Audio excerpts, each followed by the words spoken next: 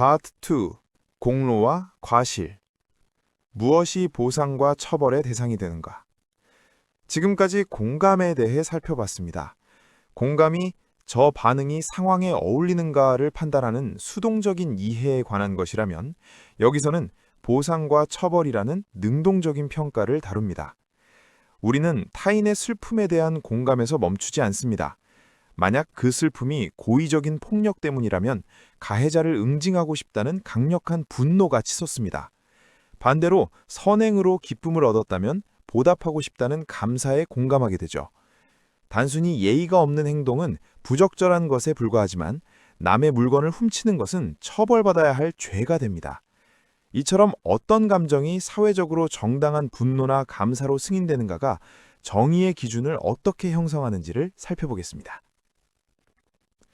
섹션 1. 공로감과 과실감. 보상과 처벌의 기초적 감정, 감사와 분노.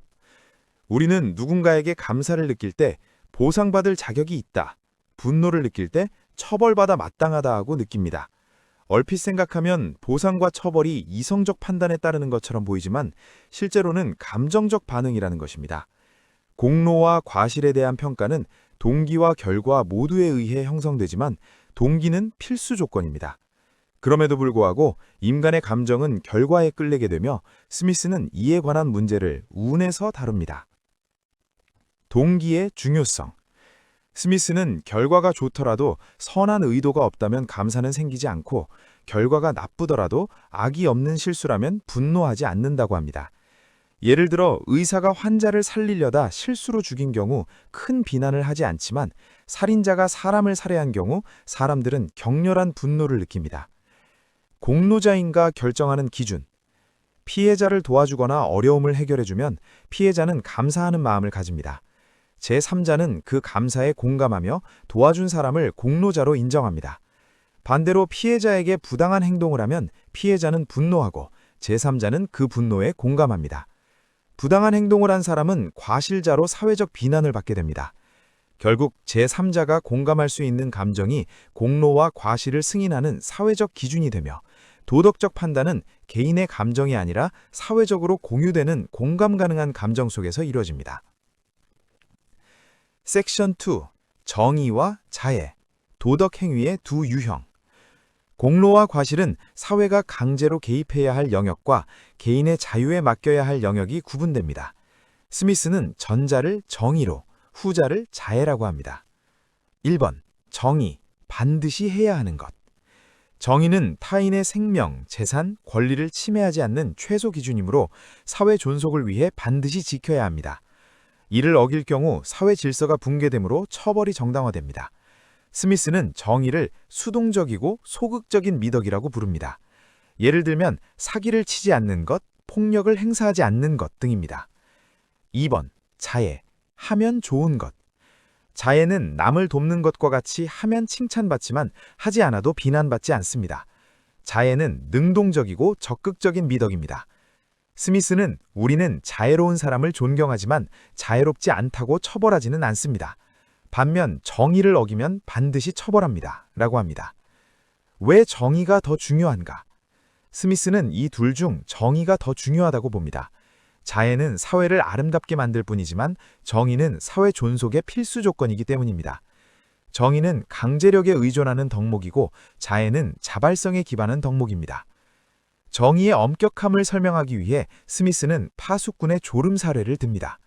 성벽을 지키는 파수꾼이 아무런 악의 없이 피곤해서 깜빡 잠이 들었습니다. 적은 오지 않았고 아무 일도 일어나지 않았지만 군법은 파수꾼을 처형합니다.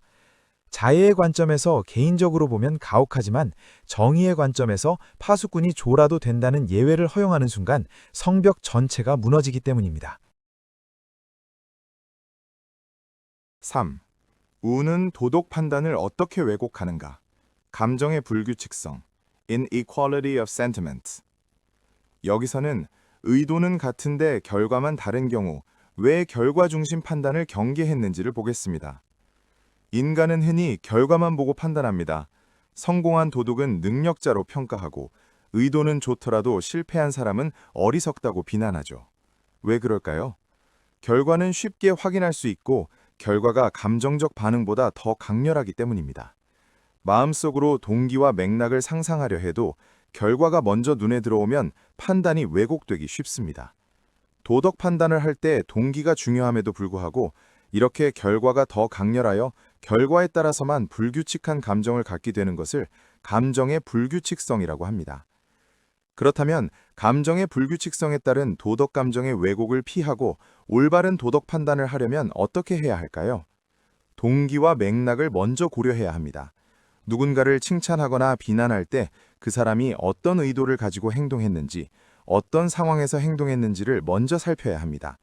결과만 보면 공로와 과실이 잘못 평가되기 쉽습니다. 우리는 스스로 합리적이라 믿지만 사실 결과라는 운에 지배당하는 경향이 있습니다. 이때 공정한 관찰자가 이를 객관적으로 교정하는 이성적인 시도를 합니다. 예를 통해 살펴보겠습니다. 1. 동일한 행위 상황. A와 B 두 사람이 같은 날 같은 시간대에 같은 혈중 알코올 농도로 같은 도로를 같은 속도로 같은 판단 능력 저하 상태에서 나는 괜찮겠지라는 생각으로 운전대를 잡았습니다. 그런데 A가 운전하는 차량은 우연히 보행자가 갑자기 튀어나와 사고가 발생하여 사망했습니다. 그러나 B는 무사히 귀가했습니다. 다른 사정은 다 같고 A와 B의 차이는 오직 사고 여부, 즉 운뿐입니다. 2. 법률적 판단. 법은 이 둘을 다르게 처벌합니다. 법은 피해 회복, 사회적 경고, 억지력을 고려하기 때문에 결과 발생 여부를 중시합니다. 그래서 B는 음주운전으로만 처벌받지만 A는 음주운전은 물론 사망사고로 인해 훨씬 무거운 형사처벌을 받게 됩니다. 3. 스미스의 도덕감정의 관점. 스미스는 제3자의 공감을 기준으로 판단합니다. A 사건에서 우리는 유가족의 분노에 공감하고 더 엄벌을 해야 한다고 느낍니다. B 사건에서는 피해자가 없으니 공감할 대상이 없죠. 위험했지만 운이 좋았다 정도입니다. 사례에서 감정적으로는 결과가 이렇게 심각한데 어떻게 똑같이 취급할 수 있나 라고 합니다. 하지만 공정한 관찰자는 선택과 의도는 동일했다고 봅니다.